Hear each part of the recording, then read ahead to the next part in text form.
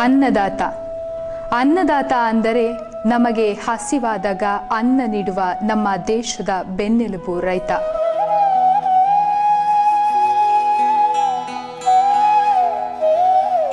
ಹಸಿವಿಗಾಗಿ, ಅನ್ನಕ್ಕಾಗಿ ಎಷ್ಟೋ ಜನ ಪರದಾಡುತ್ತಿದ್ದಾರೆ.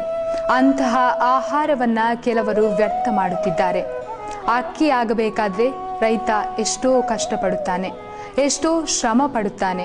ಆ ಕಷ್ಟ ರೈತನಿಗೆ ಮಾತ್ರ ಗೊತ್ತು.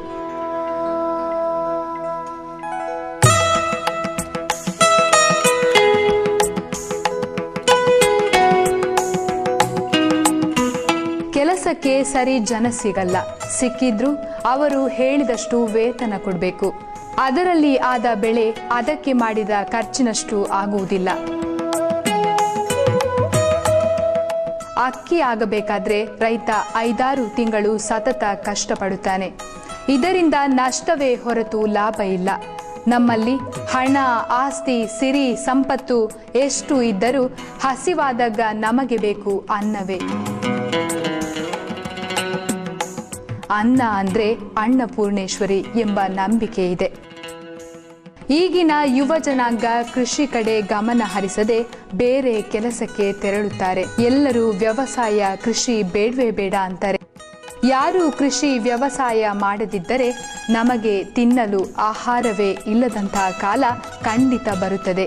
ಆಗ ನಾವು ನರರಾಕ್ಷಸರು ಆಗುವುದು ಖಂಡಿತ. ಈಗಿನ ಯುವಕರಿಗೆ ಕಷ್ಟಪಟ್ಟು ದುಡಿಯಲು ಮನಸ್ಸಿಲ್ಲ. ಅದಕ್ಕೆ ಜಾಸ್ತಿ ವಿದ್ಯಾಭ್ಯಾಸ ಮಾಡಿ ದೂರದ ಊರಿಗೆ ಕೆಲಸಕ್ಕೆ ಹೋಗುತ್ತಾರೆ. ಜಗತ್ತಿನ ಎಷ್ಟೋ ಕಡೆ ಇವತ್ತಿಗೂ ಒಂದು ಹೊತ್ತು ಊಟಕ್ಕೂ ಗತಿ ಇಲ್ಲದೆ ಎಷ್ಟೋ ಜನ ನರಳುತ್ತಿದ್ದಾರೆ. ಆಹಾರವನ್ನ ವ್ಯರ್ಥ ಮಾಡುವ ಬದಲು ಹಸಿದವರಿಗೆ ಹಂಚೋಣ.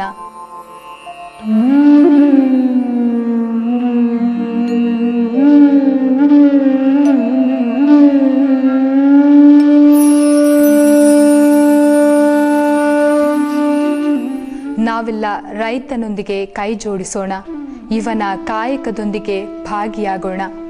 ಯುವಶಕ್ತಿ, ಯುವಜನ ಆಸಕ್ತಿಯಿಂದ ದುಡಿಯಲು ಮುಂದೆ ಬಂದರೆ ವ್ಯವಸಾಯ, ಕೃಷಿ ಖಂಡಿತ ಉಳಿಸಬಹುದು, ಬೆಳೆಸಬಹುದು.